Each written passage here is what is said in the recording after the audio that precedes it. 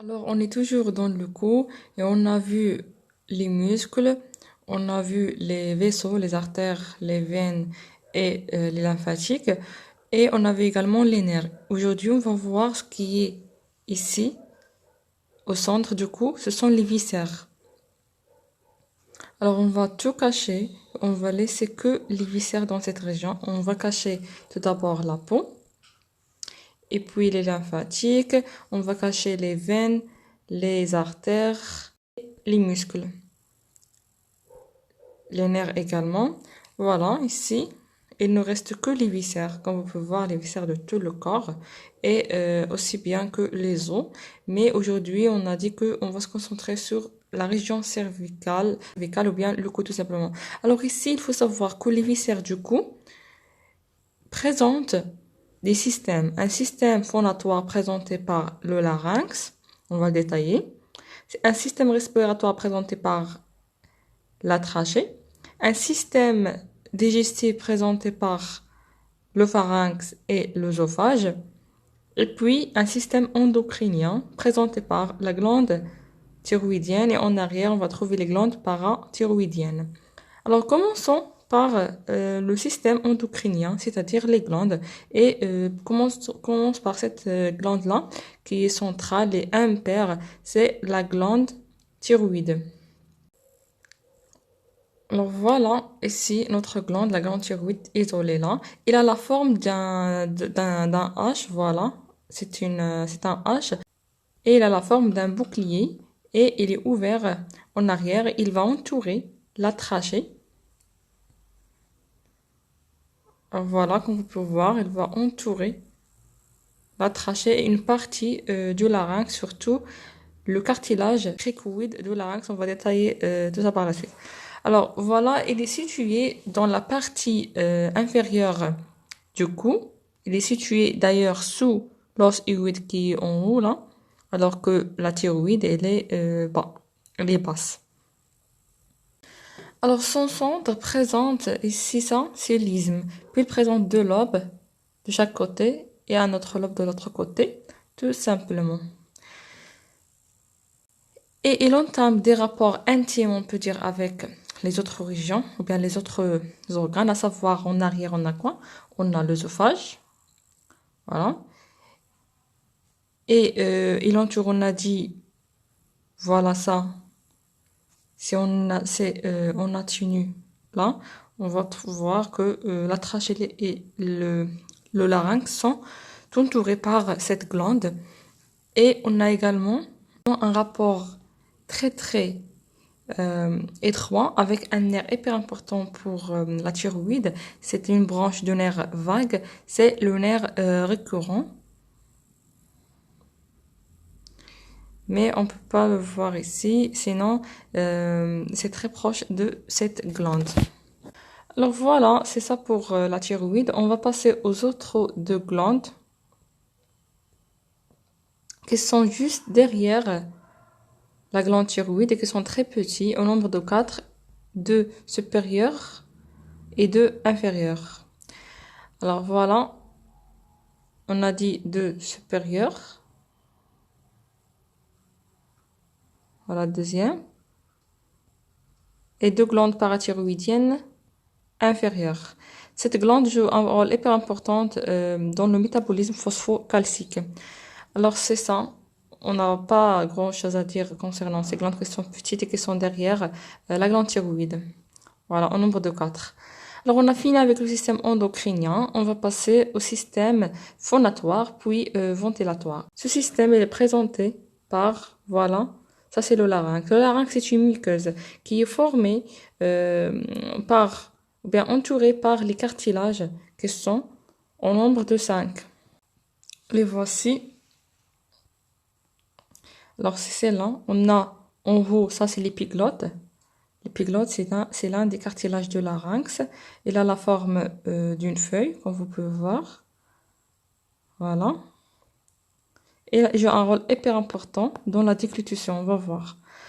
Alors, puis en bas, on a ce fameux cartilage, le cartilage thyroïde. Voilà, le cartilage thyroïde. Et puis en bas, on a le cartilage cricoïde.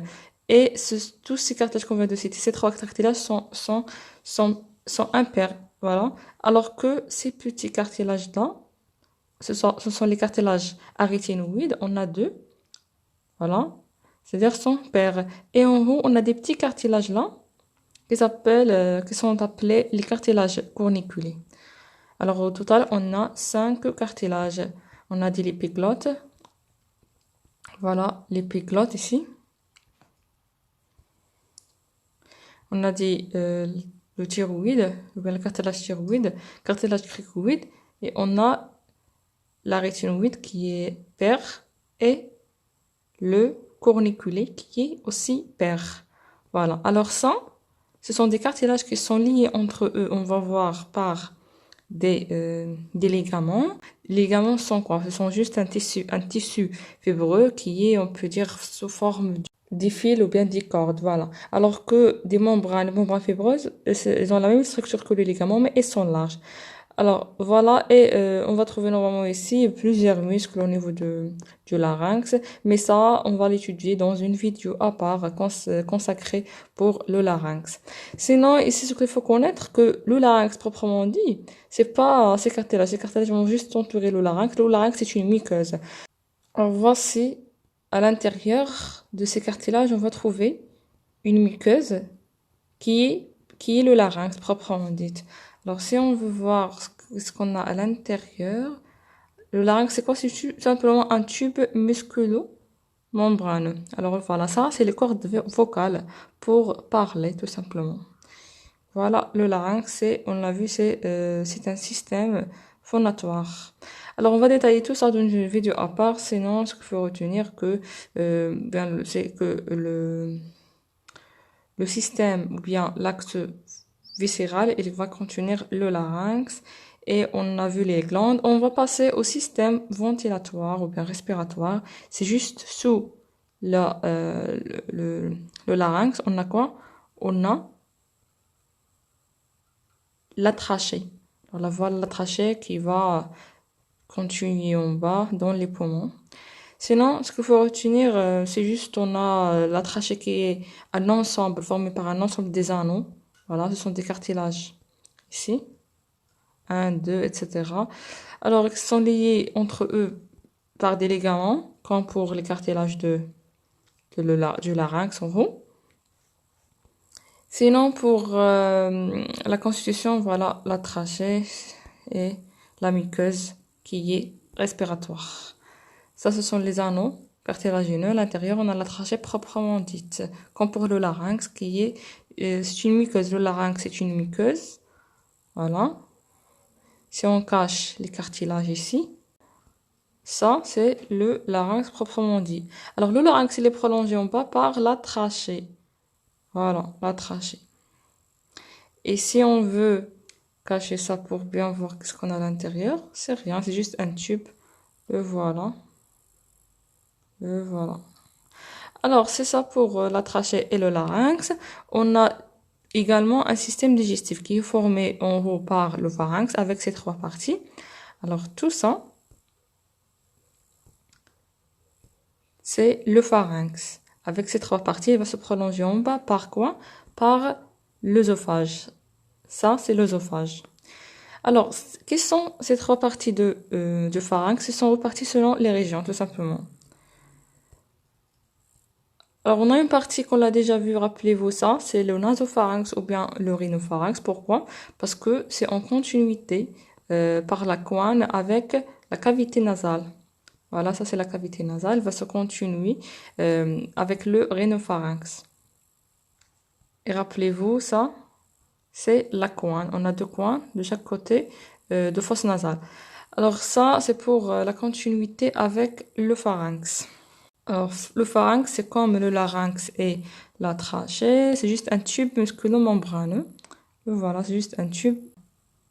Voilà, à l'intérieur, on va trouver en bas le larynx en continuité avec le pharynx en haut. On va trouver en bas, ça, ce sont les plis vocaux, etc. de larynx. On va détailler tout ça par la suite. Alors, on a dit le pharynx, on a trois parties. La première partie, voilà. c'est nasopharynx, continuité avec le nez. Et puis la deuxième partie qui est en continuité avec la cavité buccale. Voilà la cavité buccale ici. Ça c'est le palais, etc. Ça c'est la cavité buccale. Voilà. Ça s'appelle l'oropharynx, tout simplement. L'oropharynx qui est en continuité avec la cavité buccale. Là, voilà. Et puis, on a cette partie en bas qui est la laryngopharynx. Pourquoi? Parce que ici, on a dit, on trouve quoi? On trouve tout simplement le larynx. Voilà, le larynx qui, je vous rappelle que le pharynx, c'est une partie qui est, on peut dire, commune pour les deux tubes, le tube digestif et tube aérien. Voilà. Alors que après on peut dire la terminaison, ben, la fin de pharynx, on va voir deux structures on a, qui sont séparées. On a l'œsophage pour les aliments, pour la nutrition, et on a la respiration et la phonation, c'est le larynx, et puis en bas, la trachée. Alors voilà, on a dit ça, c'est le pharynx. Cavité buccale, l'oropharynx, et en bas, on a dit, on trouve cette partie-là, laryngopharynx, tout simplement. Si on cache ça, le larynx, on peut voir et les cordes vocales de larynx. On va détailler tout ça par la suite, mais pas aujourd'hui. Alors voilà, on trouve la laryngopharynx. C'est juste un tube, voilà, musculo-membraneux. Alors on a fini avec les viscères, c'est ça pour les viscères, on n'a pas beaucoup de choses à dire, mais dans des vidéos à part, on va détailler la glande thyroïde. Voilà, on va détailler également le larynx, on va détailler aussi le pharynx, voilà. Avec ces trois parties, il ne faut pas oublier ça. Voilà, juste on reprend ce qu'on a vu. Ça, c'est le cou, rappelez-vous. Ça, c'est la face et la tête ici. Alors, on a dit que ou bien au niveau du cou, on a l'axe viscéral, formé par des viscères tout simplement. Voilà, ça, c'est la glande thyroïde. On a en arrière la trachée. En haut de trachée, on a trouvé le larynx, le voilà, avec ces cartilages, par exemple, ça, c'est l'épiglotte. Et ici, ça, c'est le cartilage thyroïde. Ça, c'est le cartilage cricoïde. Ça continue en arrière. Et on a vu également le pharynx qui est derrière ces voies qui sont aériennes. On va trouver derrière eux le pharynx avec ces trois parties. En haut, ça, c'est le début du pharynx. Ça, c'est le rhinopharynx ou pélonasopharynx parce que c'est continuité avec la fosse nasale. Et puis, au niveau de la cavité buccale, on trouve ça, c'est l'oropharynx. Le voilà. Et puis, on a ici, ça, c'est le laryngopharynx qui est derrière l'épiglotte. Et puis, après, sous l'épiglotte, on a quoi? On a la division, on peut dire, de ce tube qui était commun en deux tubes. On a l'œsophage qui est indépendant de l'autre tube, le voilà ici, qui est aérien pour former le larynx ici. Et puis en bas, on a la trachée. Et ça, c'est la muqueuse aérienne, ça, c'est la muqueuse digestive, comme vous pouvez voir. Voilà, sur cette coupe, on peut bien voir l'axe viscéral qui est englobé, rappelez-vous, par un fascia, qui est le fascia viscéral du cou, qui englobe, on a dit, une glande, la voilà, qui est la plus antérieure, c'est la glande thyroïdienne, avec les glandes parathyroïdiennes en arrière, les voici. Et on a également, on a dit que cette glande va entrer en rapport intime avec ce nerf-là, qui est le nerf récurrent, c'est une branche ascendante du nerf vague, tout simplement, parce que là, il va innerver cette glande-là. Alors, on a vu un tube qui est aérien, qui est formé par deux étages. L'étage supérieur, c'est le larynx. L'étage inférieur, qui est la trachée. Voilà, ici, par exemple, ça, c'est une coupe au niveau de C7.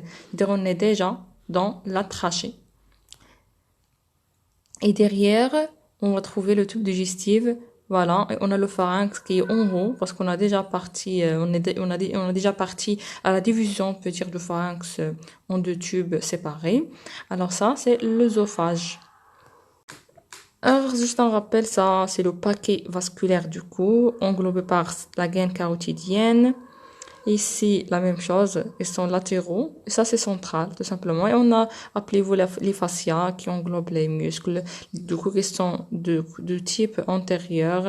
Et puis, en arrière, ça, c'est la vertèbre. En arrière, on trouve les muscles ici postérieurs, tout simplement. Alors, rappelez-vous, ça, c'est quoi? C'est la veine jugulaire externe. On a dit qui est externe par rapport au muscle sternocléidomastoïdien. Et ça, cette grosse veine, c'est la plus grosse veine du cou. C'est quelle veine? C'est la veine jugulaire interne qui est en dehors de cette artère. C'est l'artère carotide interne. Ou bien ici, c'est commune parce qu'on est dans C7. C'est commune. Et puis, entre les deux en arrière, on a dit que le nerf qui les accompagne, c'est le nerf vague. Ou bien le nerf 10 qui va donner d'ailleurs ce rameau-là. C'est le nerf récurrent. Le voilà. Alors ça, c'est juste des lymphonodes, voilà, des lymphonodes jugulaires, tout simplement, des lymphonodes jugulaires, qui accompagnent, on a dit, les veines.